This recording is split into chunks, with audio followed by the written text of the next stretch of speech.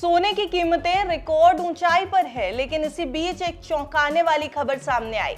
नवंबर महीने में gold ETFs में आने वाला पैसा अचानक लगभग आधा हो गया है।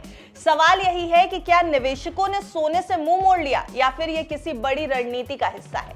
क्या गोल्ड की चमक अब फीकी पड़ रही है या सिर्फ मुनाफा निकालने का यह सही मौका था, इसलिए प्रॉफिट बुकिंग हो गई? आज की इस रिपोर्ट में हम यही समझेंगे कि गोल्ड ईटीएफ के पीछे की पूरी कहानी क्या है।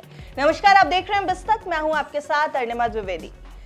2025 साल के नवंबर महीने में गोल्ड ईटीएफ में निवेश अचानक से काफी कम हो गया। आंकड़ों के मुताबिक अक्टूबर के मुकाबले नवंबर में गोल्ड ईटीएफ में आने वाला पैसा लगभग आधा रह गया है। पहली नजर में यह सुनकर लगता है कि शायद निवेशकों का भरोसा सोने से उठ रहा है, लेकिन असल कहानी इससे थोड़ी अलग है। चलिए आंकड़ों के ऊपर नजर डालते हुए इस पूरी कहानी को आसान भाषा में समझते हैं।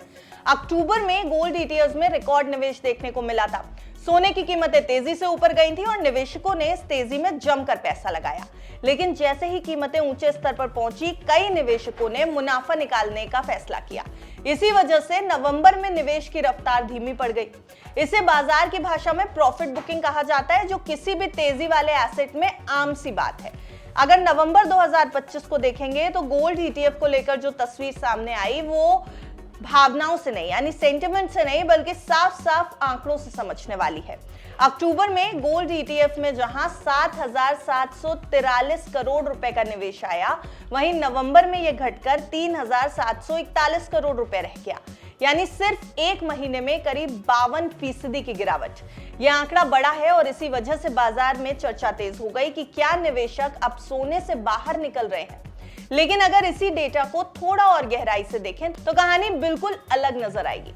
सबसे पहले यह समझना जरूरी है कि नवंबर में गोल्ड ईटीएफ से पैसा निकला नहीं है, बल्कि नया निवेश धीमा हुआ है। यानी निवेशकों ने ईटीएफ यूनिट्स बेचकर पैसे बाहर नहीं निकाले, उन्होंने सिर्फ नई खरीद पर फिलहाल ब्रेक लगाया। यह फर्क बहुत अहम है, क्योंकि बिकवाली और कम निवेश दोनों का मतलब एक जैसा नहीं होता।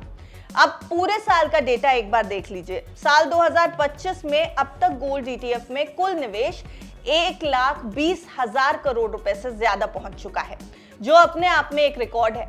इतना ही नहीं, गोल्ड ईटीएफ का कुल एयूएम यानी एसेट अंडर मैनेजमेंट भी करीब 1 लाख करोड़ रुपए के आसपास बना हुआ है।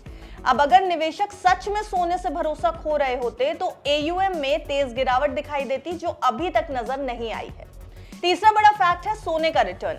पिछले 12 महीनों में सोने ने 20% से ज्यादा का रिटर्न दिया। इतनी तेज रैली के बाद मुनाफा वसूली यानी प्रॉफिट बुकिंग होना किसी भी बाजार में सामान्य प्रक्रिया है। जब निवेशक ऊंचे स्तर पर कुछ मुनाफा निकालते हैं तो उसका असर अगले महीने के निवेश आंकड़ों में दिखता है। नवंबर में गोल्ड ईटीएफ के इनफ्लो में आई गिरावट को इसी नजरिए से देखा जा रहा है। ये डेटा ये भी बता रहा है कि निवेशकों का रुझान पूरी तरह बदला नहीं है, बल्कि स्ट्रैटेजी बदल गई है, रणनीति बदल गई है। कई निवेशक जिन्होंने अक्टूबर तक अच्छा रिटर्न कमा लिया था, उन्होंने नवंबर में नए निवेश को टाल दिया। वहीं कुछ निवेशक अब गोल्ड ईटीएफ के साथ साथ मल्टी एसेट फंड और गोल्ड बॉन्ड जैसे ऑप्शंस पर भी नजर डाल रहे हैं, जिससे पोर्टफोलियो में बैलेंस बना रहे। एक और अहम बात यह है कि शेयर बाजार में उतार चढ़ाव और वैश्विक अनिश्चितता अभी खत्म नहीं हुई है, यानी ग्लोबल अनसर्टेनिटी भी बनी हुई है और बाजार भी वॉलेटाइल है। ऐसे माहौल में सोना आज भी निवेशकों के लिए सेफ हेवन माना जा रहा है। यही वजह है कि निवेश भले ही धीमा हुआ हो, लेकिन गोल्ड ईटीएफ से बड़े पैमाने पर निकासी नहीं दिखी, और यह संकेत दे रहा है कि निवेशक सोने में बने रहना चाहते हैं, बस सही लेवल का इंतजार कर रहे हैं। अगर नवंबर के आंकड़ों की तुलना सिर्फ अक्टूबर से की जाए तो तस्वीर नेगेटिव लग सकती है, लेकिन जब पूरे साल और लॉन्ग टर्म ट्रेंड को देखा जाता है तो साफ है कि गोल्ड ईटीएफ में निवेश की बुनियाद अभी भी मजबूत है। बाजार एक्सपर्ट्स भी इसे गिरावट नहीं बल्कि कंसोलिडेशन मान रहे हैं, यानी तेज रैली के बाद का थोड़ा सा ठहराव। निवेशकों के लिए यह समझना जरूरी है कि हर महीने के आंकड़े ट्रेंड नहीं तय करते। नवंबर में गोल्ड ईटीएफ में 3,741 करोड़ रुपए का निवेश आना भी अपने आप में छोटा नंबर नहीं है। यह दिखाता है कि ऊंची कीमतों के बावजूद सोने में इंटरेस्ट निवेशकों का भरपूर बना हुआ है। तो कुल मिलाकर डेटा साफ कह रहा है कि गोल्ड ईटीएफ का अट्रैक्शन यानी आकर्षण खत्म नहीं हुआ। नवंबर में जो गिरावट दिखी वो प्रॉफिट बुकिंग और स्ट्रैटेजिक इंतजार का नतीजा है, ना कि सोने से भरोसे की कमी का संकेत। आगे आने वाले महीनों में जैसे ही बाजार में नई अनसर्टेनिटीज या कोई बड़ा मूव दिखेगा, गोल्ड ईटीएफ में निवेश की रफ्तार दोबारा तेज होती नजर आ सकती है। लेकिन अगर आपको सोने, चांदी या किसी भी एसेट क्लास में निवेश करना है तो आप अपने लॉन्ग टर्म गोल्स देख लीजिए, अपने रिस्क टेकिंग एबिलिटी को एनालाइज करिए और अपने फाइनेंशियल एडवाइजर यानी निवेश सलाहकार की राय जरूर ले लीजिए।